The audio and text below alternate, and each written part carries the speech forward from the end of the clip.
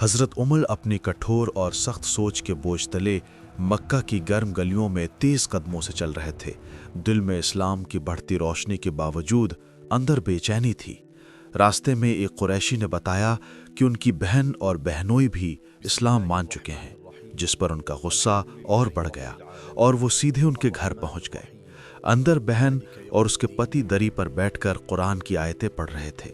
جیسے ہی عمر دروازے میں آئے، ماحول میں ایک انکہی پازگی اور تباہی پھیل گیا۔ کچھ پل کی سختی کے بعد بہن کے چہرے پر تھوڑی چوٹ دیکھ کر ان کا غصہ ٹوٹ گیا اور ان کی نظر اس چھپے ہوئے پرچے پر پڑی۔ عمر پہلی بار دھیان سے آیتیں پڑھنے لگے۔ ہر شبد ان کے دل میں کسی دروازے کی طرح کھل رہا تھا۔ سانسیں بھاری ہوئیں اور ایک عجیب سی شانتی ان کے اندر اتر گئی۔ پھر وہ سیدھے دار ارقم پہنچے۔ اندر قدم رکھتے ہی کمرہ شانت ہو گیا اور انہوں نے بنا کسی جھجک کے اعلان کیا کہ آج سے ان کا راستہ بدل چکا ہے۔ انہوں نے اسلام سویکار کر لیا۔ اس پل کی طاقت مکہ کی فضا کو ہلا دیتی ہے۔ ایک سخت دل والا انسان پوری طرح سچ کے سامنے جھک گیا۔